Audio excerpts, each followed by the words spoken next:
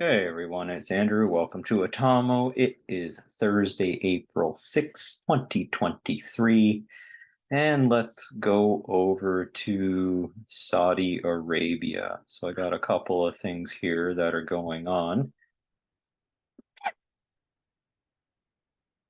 First of all, as you see here, look at this. A Russian military vessel docks in Saudi Arabia for the first time. Brand new, here we go. So there's a Russian ship here, the Admiral Gorshkov, became the first Russian warship to dock in Saudi Arabia. Huh. First Russian warship to dock in Saudi Arabia. I didn't know whether that's I was doing some checks. I thought maybe in a decade it was the first that has come in a long time. I know it was a long time. It says here it was sailing around from January 4, went down to Cape Town, came up, I believe, up past Djibouti, and then there it goes. Eh, completed its mission in the Indian Ocean, headed over to Djibouti before sailing to the Saudi city of Jeddah on the Red Sea coast, where it made history as a first visit of its kind by a Russian military ship. Okay, cool. So things are changing. Look at that. Now the Russian military is getting port access in Saudi Arabia. So that's a big development here.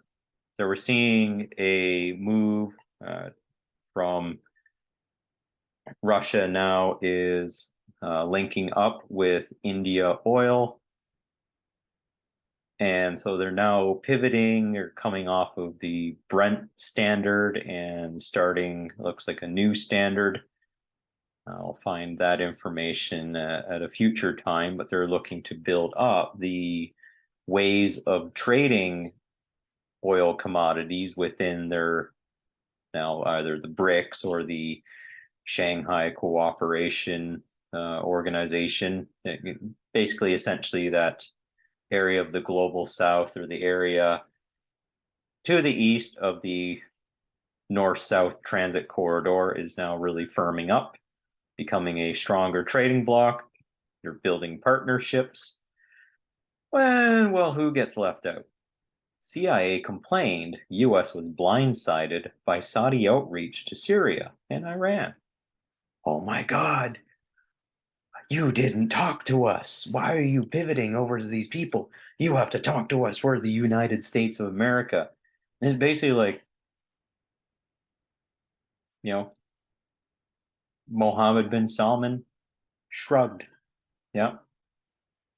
So in this one, CIA Director Bill Burns told Saudi Arabia's Crown Prince Mohammed bin Salman that US feels blindsided by Riyadh's move to restore ties with Iran and Syria as part of the kingdom's increasingly independent foreign policy streak.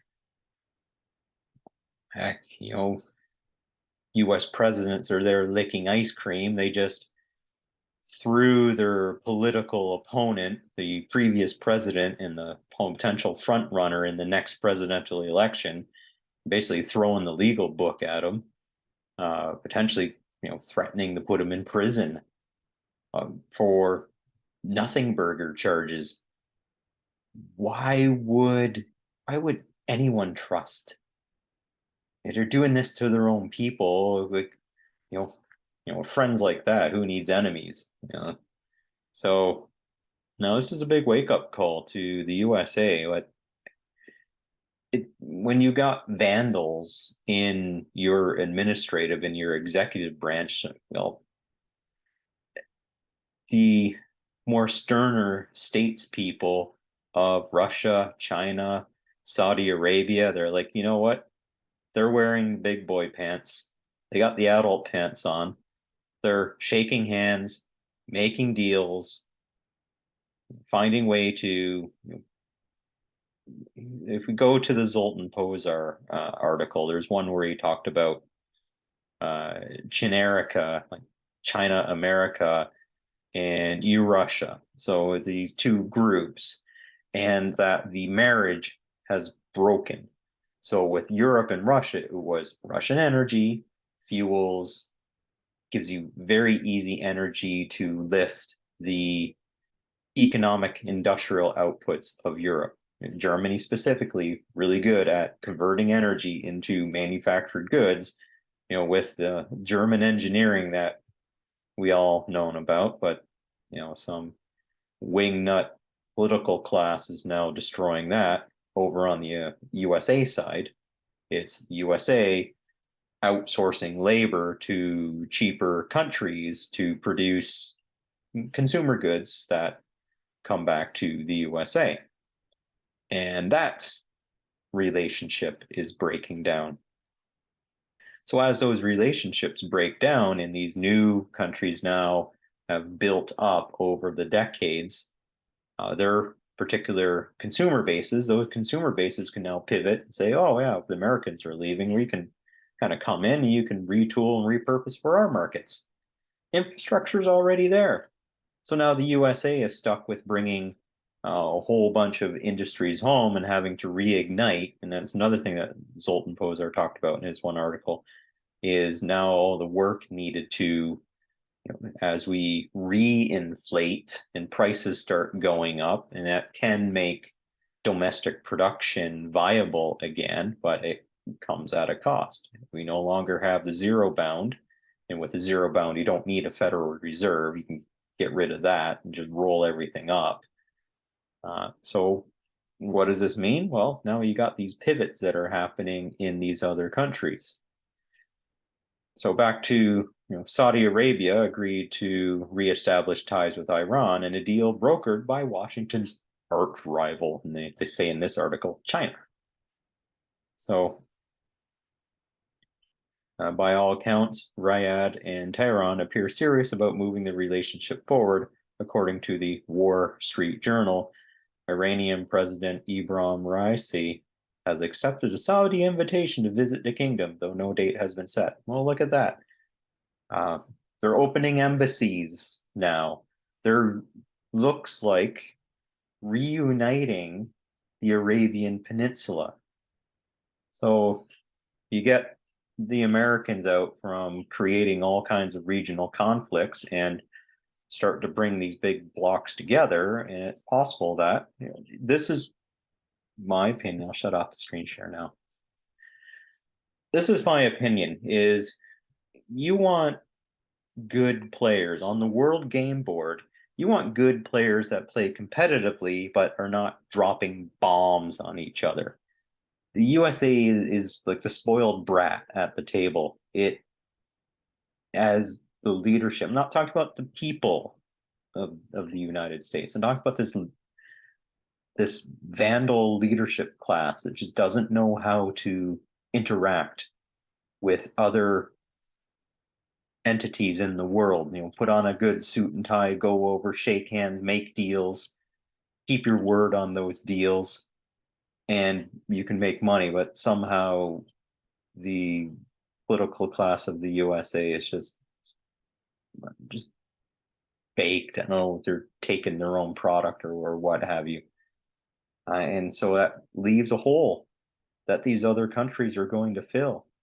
I'd love to have a great united, all the Arab countries get together in the way that they should get together and create a great trading bloc. And then we go and we shake hands with them and work out how to leverage each other's skills. And then, Canada and the USA, we get together. Canada has a lot of resources. USA has a lot of great talent and skills.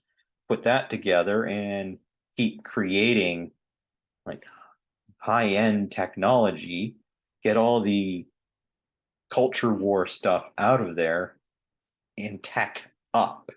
Kind of using a video game thing. You got to level up your tech faster than anybody else. You get the first mover advantage at that, and then you can keep uplifting your population. But hey, corruption starts to rip apart at that, and get not every country, there's no like super clean, squeaky clean shirt here.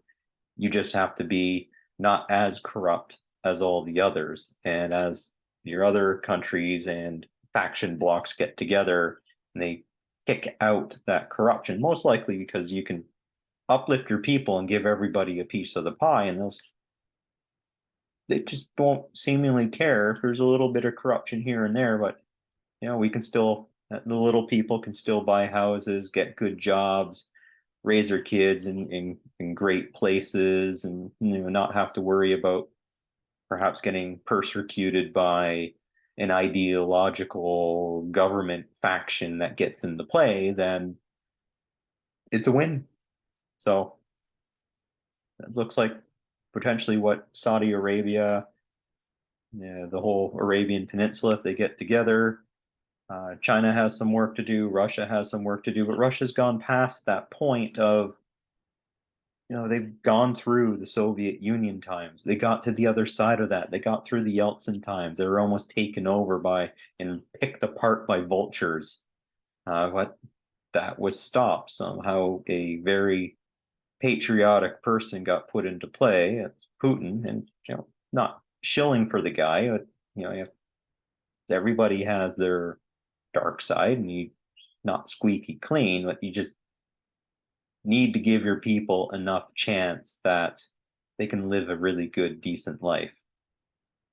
And if you do that, then you'll have great popular support. Don't know how this is getting missed in the West. So that's the miracle that we're looking for.